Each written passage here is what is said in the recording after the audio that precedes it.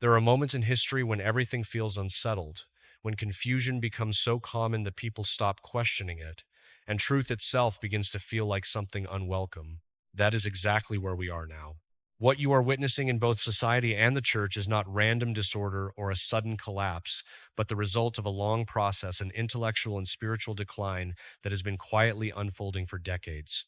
And yet, even in the middle of this uncertainty, there are subtle signs that something deeper is shifting beneath the surface, something that cannot be seen immediately but is slowly taking shape. When you step back and look carefully at the current state of culture in the church, a clear pattern begins to emerge. It resembles what many thinkers have described as the final stage of modernism. In earlier times, scholars carefully outlined how this movement would develop in phases, showing how a theological error begins as an idea, then gradually spreads until it becomes deeply rooted within institutions. At the beginning, these ideas were examined in academic settings, where their philosophical foundations were challenged and often dismantled by serious Catholic thinkers. But over time, those intellectual defenses were ignored by those in positions of influence, allowing the ideas to continue spreading even after their weaknesses had already been exposed. What followed was not an immediate collapse, but a slow transition into what can be called a superficial phase. In this stage, the deeper intellectual debates had already been exhausted, but the effects of those ideas remained embedded in both culture and church life. People began repeating concepts they no longer fully understood. This created a kind of intellectual shallowness where even obvious truths started to be questioned and basic doctrine was no longer widely accepted as it once was. Statements that had long been considered foundational suddenly became open to reinterpretation, not because they had changed, but because clarity itself had begun to fade. This confusion did not stay limited to theology. It gradually spread into the way people think about everything. The standard of truth began to shift away from objective reality and toward personal feeling and subjective experience. Once truth is no longer anchored outside the individual, emotion starts to take the place of reason. What feels right becomes more important than what is actually true. And this shift has had a deep impact on both culture and the church. Disagreement is no longer seen as part of honest discussion, but often treated as a personal offense. Objective moral claims are replaced with individual interpretation, and the idea of shared truth begins to weaken. As this mindset took hold, society slowly lost its ability to sustain meaningful moral conversation. In both religious and secular spaces, there is now a growing pressure to avoid anything that might create discomfort or challenge popular opinion. This leads to a situation where clarity is sacrificed in order to maintain acceptance. Truth is softened, adjusted, or left unspoken to avoid conflict. Over time, this creates a culture where serious moral and spiritual issues are no longer addressed directly because they are considered too controversial to discuss openly. Within the church, similar patterns can be observed. Over the years, many decisions and teachings have lacked depth, often shaped more by reaction to cultural trends than by strong theological reasoning. This has led to a growing disconnect between what is officially taught and what is actually lived. Many faithful Catholics recognize this gap. They notice that public statements do not always reflect the consistency that once defined Catholic life. There is a sense that something has shifted, even if it is not always clearly explained. Now, however, another phase seems to be emerging. This stage is more forceful, even restrictive, where persuasion is no longer the primary method. Instead, authority begins to rely more on pressure and enforcement. When ideas lose their intellectual strength but remain in positions of influence, they often attempt to maintain control through institutional power rather than genuine conviction. This shift is becoming more visible both in society and within parts of the church. Disagreement is not always addressed through discussion, but sometimes dismissed or silenced altogether. This creates what many describe as an elephant in the room. There are major moral, doctrinal, and cultural issues that people clearly recognize, yet they are rarely addressed openly by those in leadership. There is a growing sense that certain truths are acknowledged privately but avoided publicly. This leads to a disconnect between what people experience and what they are told to believe. The result is a feeling of instability, where many sense that something is wrong but struggle to find clear acknowledgement from those in authority. At the same time, measurable signs of decline in religious practice have become difficult to ignore. Participation in sacramental life has decreased in many places. Moral consistency among believers has weakened, and engagement with church teaching has declined across various regions. Despite this, official messaging often focuses on optimism and renewal, creating a contrast between statistical reality and institutional narrative. This gap deepens the sense of confusion among the faithful, who can see the difference between what is being said and what is actually happening. Alongside this, there is increasing pressure on those who speak openly about moral and doctrinal concerns. Both clergy and laity who try to express traditional Catholic teaching sometimes find themselves criticized or pushed aside, not necessarily because they are wrong, but because they raise uncomfortable questions. This creates a climate where caution replaces courage and silence begins to feel safer than clarity. And yet, even in the middle of this difficult situation, there are early signs of renewal. Among younger generations, both within the clergy and among the laity, there is a growing interest in authentic doctrine, traditional forms of worship, and a more serious approach to moral life. This suggests that beneath the surface of institutional instability, something quieter is beginning to take root. It may not be visible yet on a large scale, but it is there, forming slowly in places that are often overlooked. There are times when this silence can feel overwhelming, as if nothing is happening at all, as if even heaven itself has gone quiet. But those moments are not empty. In many cases, they are the final stage before a decisive shift. What appears to be stillness is often a period of preparation, where everything is being arranged beneath the surface before it becomes visible. In the context of spiritual struggle, delay does not mean absence. It often means preparation. What looks like inactivity can actually be the final tightening of circumstances before resolution arrives. During this phase, it may seem as though opposing forces are in control, but in reality, their limits are already set. They cannot go beyond a certain point. This pattern is not only visible in individual situations, but also in the broader spiritual condition of the church and the world. There are long periods where confusion dominates, where truth feels quiet and error becomes loud. Yet even in those moments, something deeper is unfolding, something that is not immediately visible, but is moving steadily toward its own conclusion. What often goes unnoticed in these moments is that periods of visible decline frequently happen at the same time as hidden consolidation.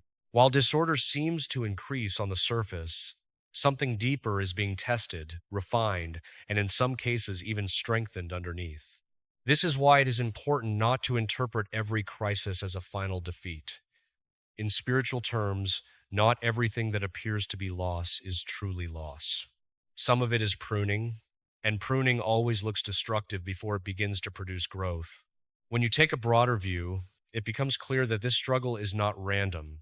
It follows a pattern that has appeared again and again throughout history. Periods marked by confusion are often followed by correction, and times of suppression are eventually followed by renewed clarity.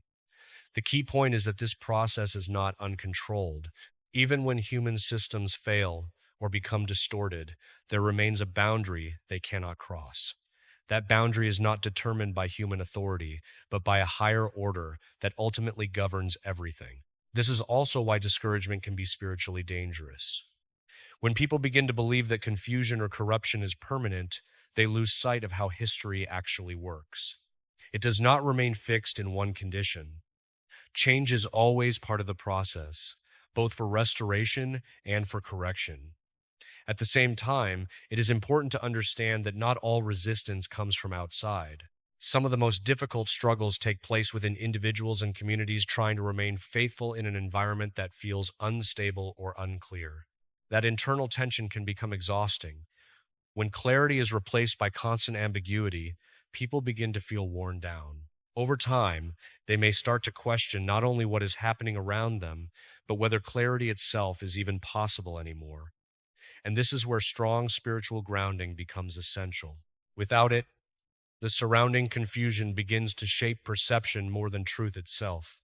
Even in these conditions, There are always individuals who continue to seek truth with sincerity. They may not be many, and they may not hold visible positions of influence, but their role is significant. They preserve continuity with what is real and stable, and that continuity matters far more than appearances. Institutions can look strong while weakening internally, and they can appear weakened while quietly preserving something essential that will later become important again. What is visible is not always a reliable measure of what is real. This is why discernment becomes so important. Not everything that is loud is correct, and not everything that is quiet is absent. In times of confusion, the ability to distinguish between surface noise and deeper reality becomes one of the most valuable skills a person can develop. Without that ability, it becomes easy to mistake appearance for truth. It is also important to recognize that opposition often intensifies when correction is near. Systems or ideas that have already lost their internal coherence tend to resist change more aggressively when their instability begins to be exposed. This resistance can take many forms. It may appear as pressure, dismissal, or even attempts to silence discussion. But historically, such reactions often indicate that the underlying structure is no longer as secure as it once seemed. After this phase, resolution rarely comes immediately.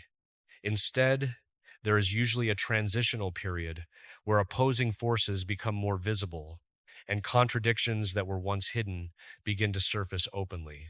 This stage can feel uncomfortable because it removes the illusion of stability, but at the same time, it creates the conditions necessary for real clarity to return.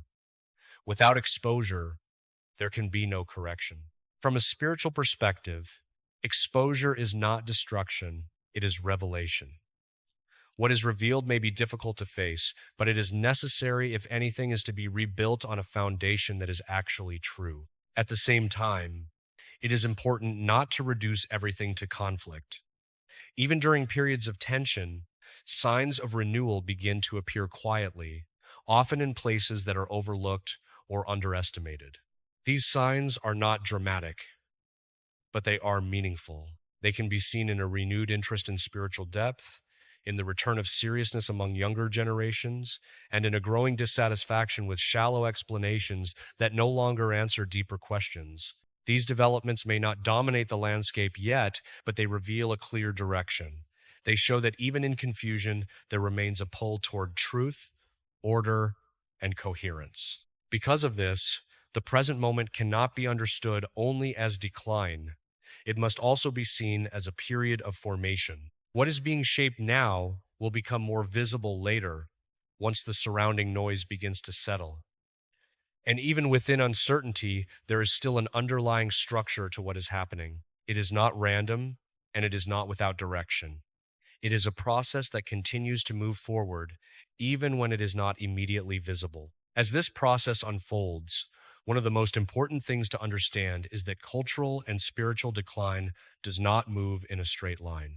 It tends to accelerate at certain times, then slow down, and then shift direction in ways that are difficult to predict in the moment.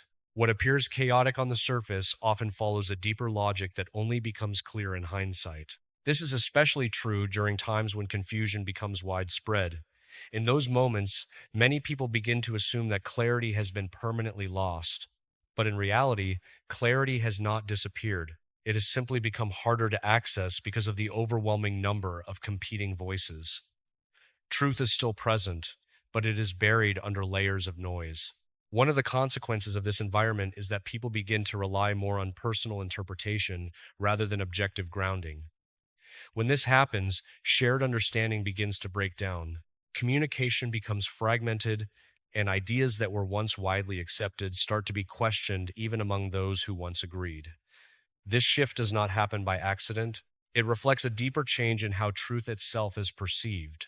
When external points of reference weaken, internal perception becomes dominant. And when internal perception takes over without proper formation, instability follows naturally. In this kind of environment, even the most basic concepts can become controversial. Not because the concepts have changed, but because the framework used to understand them has shifted. As a result, confusion begins to appear intellectual. but it is often rooted in something deeper, an instability in how people process and interpret reality. This is why periods of cultural and spiritual instability are often accompanied by a breakdown in shared reasoning. Discussions become less about truth and more about perspective, and perspective itself becomes disconnected from any stable foundation. At the same time, institutions that are meant to preserve continuity often struggle to respond effectively to these changes. Instead of reinforcing clarity, they sometimes reflect the same instability found in the surrounding culture. This only deepens the confusion rather than resolving it. This creates a situation where authority and clarity no longer move together. Authority may still exist in structure, but clarity does not always accompany it. And this disconnect generates tension that becomes more visible over time. As a result, many individuals begin to withdraw inwardly, focusing more on personal interpretation than shared understanding. While this inward focus can provide a sense of stability, it also weakens the ability to engage with truth on a collective level. What emerges is a fragmented environment where agreement becomes rare and disagreement becomes normal. Even sincere attempts to clarify truth are often misunderstood or dismissed, not because they lack substance, but because the shared framework needed to evaluate them has weakened. Even in the middle of this fragmentation, it is important to understand that it does not represent the final stage. History shows that periods of division are often followed by moments of consolidation, where scattered ideas and groups begin to reorganize around clearer and more stable principles. This reorganization does not happen suddenly. It usually begins quietly through individuals or small communities who continue to hold a consistent understanding even when broader agreement has broken down. Over time, these steady points begin to serve as reference anchors for wider renewal, even if their importance is not immediately recognized. Another factor that becomes increasingly significant during extended periods of confusion is fatigue. When uncertainty continues without resolution, people naturally grow tired. This exhaustion can lead in two different directions. Some individuals begin to withdraw, accepting confusion as something permanent and no longer worth resisting. Others, however, respond differently. They become more determined to search for clarity, even when it is difficult to find. Those who choose this second path often play an important role later because their persistence preserves a sense of continuity during a time when larger systems remain unsettled. At the same time, it is necessary to acknowledge that not all confusion comes from outside influences. Some of it develops within institutions themselves, especially when long-standing frameworks are no longer sufficient to address new realities. When this happens, tension begins to build between inherited structures and present conditions. This tension is uncomfortable because it forces deeper questions to surface, questions that may have been avoided for a long time. But avoiding those questions only extends the instability. Eventually, underlying contradictions have to be confronted if any meaningful resolution is going to take place. In this sense, difficult periods are also moments of revelation. They expose weaknesses that were previously hidden and force a clearer distinction between what is truly stable and what only appeared stable under easier circumstances. This exposure can feel disruptive, but it is necessary for real correction. Without it, systems tend to drift further away from coherence while still maintaining the appearance of continuity. What makes the current situation particularly complex is that this process of exposure is happening across multiple levels at the same time: cultural, institutional, and personal. This creates a widespread sense of instability, but it also means that when correction begins, it will likely take place across all of these levels as well. Even so, not every disruption should be interpreted as collapse. Some disruptions are transitional. They signal movement rather than an ending. The challenge is learning how to distinguish between the two. That distinction requires patience, because immediate appearances can be misleading. What looks like decay may actually be part of a transition, and what appears stable may in fact be stagnant. Only with time does the difference become clear. In the meantime, individuals are placed in a situation where they must navigate uncertainty without losing their sense of direction. This requires a level of inner stability that does not depend entirely on external consistency. Those who develop this internal grounding are better able to remain steady even when everything around them feels uncertain. They are less likely to be shaken by sudden changes because their orientation is not tied only to shifting external conditions. And so, even in a fragmented environment, a path forward continues to exist. It may not always be obvious, and it may not be easy to follow, but it remains present beneath the surface, waiting for the right conditions to become clearer. As this situation continues to unfold, another layer becomes increasingly important to recognize. When confusion persists over long periods, it does not remain neutral. It begins to shape how people think, how they behave, and even what they consider normal. What once seemed unusual gradually becomes familiar. This is one of the most subtle effects of prolonged instability. People do not necessarily change because they are convinced by new ideas, but because they become tired of resisting them. And when that fatigue sets in, standards begin to shift quietly, often without anyone consciously deciding to change them. This gradual shift can be more powerful than direct argument.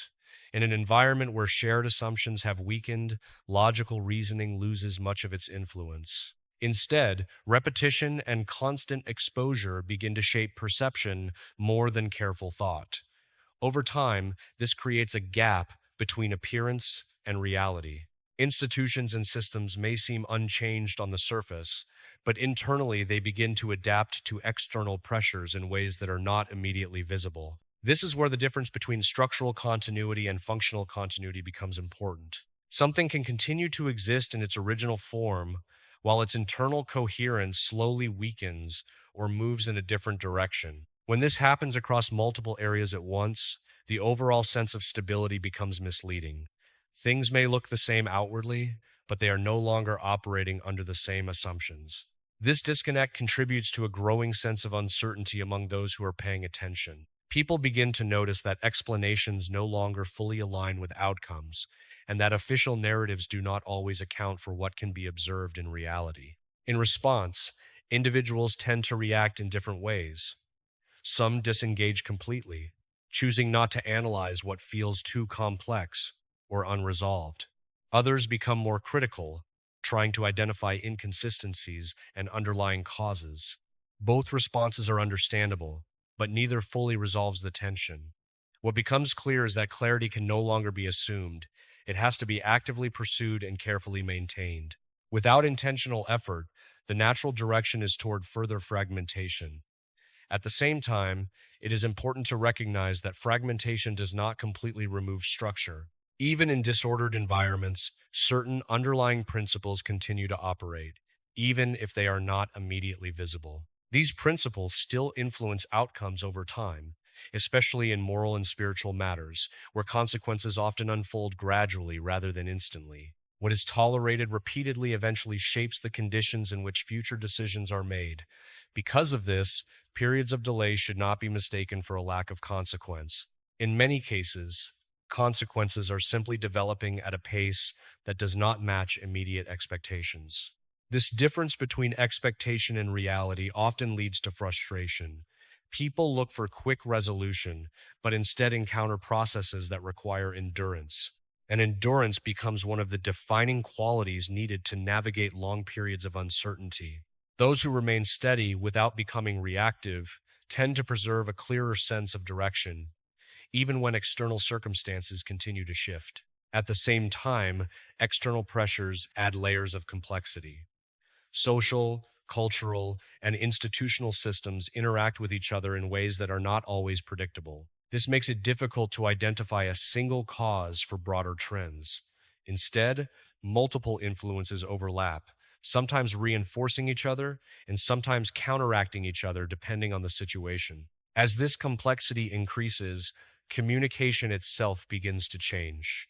Ideas are shortened, nuance is lost, and deeper explanations are often replaced with simplified narratives or slogans. While this makes communication faster, it reduces precision, and over time, this loss of precision contributes to misunderstanding and division. And yet, even within this environment where clarity is often reduced and confusion seems to dominate, there are still places where stability continues to exist. These areas are not always the most visible or the most influential, but they remain consistent. They hold on to more grounded ways of thinking and interpreting reality, preserving a continuity that does not depend on shifting trends. Their influence may not be immediate, but it is steady. Over time, they function as quiet points of balance within an otherwise unstable landscape. This reality shows that even during periods of disorder, structure is not completely lost. Instead, it survives in smaller, less noticeable forms, pockets of coherence that resist being fully absorbed into the surrounding confusion. The difficulty is that these pockets are often overlooked or underestimated precisely because they do not align with dominant narratives. As a result, their true importance is usually recognized only later, when broader conditions begin to shift. In the meantime, most people continue navigating a mixed environment where clarity and confusion exist side by side. This coexistence creates tension, but it also forces a kind of discernment, even if indirectly. People are compelled to evaluate what they see and hear more carefully, whether they realize it or not.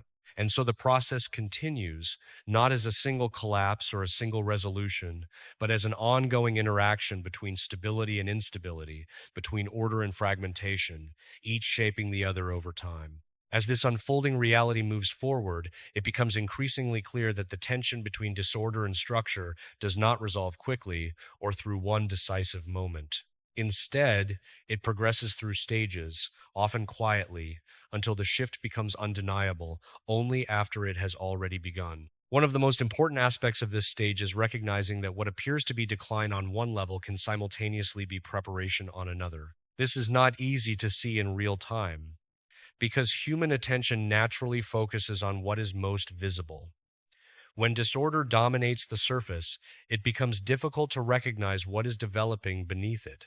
Yet that hidden development continues regardless of whether it is immediately noticed, and when it eventually surfaces, it often appears sudden, even though it has been forming for a long time. Even then, visibility alone does not resolve everything. Once something becomes visible, it still requires interpretation, judgment, and response. This is where discernment becomes essential. Not every reaction to exposure leads toward clarity. Some responses oversimplify what is actually complex, creating new forms of confusion rather than resolving the existing ones. In such a situation, the ability to remain steady without rushing to conclusions becomes a form of stability in itself. It allows reality to reveal itself more fully before decisions are made. Alongside this, another quiet development is taking place in the background, the gradual return of seriousness. In different places, there is a renewed interest in depth, meaning, and ways of thinking that are not purely reactive. This shift is not dominant yet, but it is consistent. It can be seen among those who are no longer satisfied with surface level explanations and who are willing to engage more deeply with fundamental questions. This matters because it shows that the desire for truth and coherence has not disappeared. Even after long periods of confusion, the human inclination toward order remains. It may become quieter and more selective, but it does not vanish. Instead, it begins to reemerge in more deliberate ways, often outside the most visible spaces. At the same time, the broader environment continues to change, sometimes in ways that are difficult to predict. Certain developments accelerate while others slow down. Some tensions increase while others begin to ease. The overall picture is not one of stillness, but of movement. And within that movement, the challenge is not simply to interpret events, but to maintain a sense of direction while moving through them. Without that sense of orientation, even accurate information becomes difficult to place within a meaningful framework. And so the final insight is not that everything suddenly becomes clear, but that clarity remains possible even within complexity. It may require patience, careful attention, and discernment, but it is not lost. What emerges, then, is not an ending, but a transition, a movement from hidden instability toward visible reality, from assumed coherence toward tested coherence, and from confusion toward a clarity that must be rebuilt rather than simply accepted.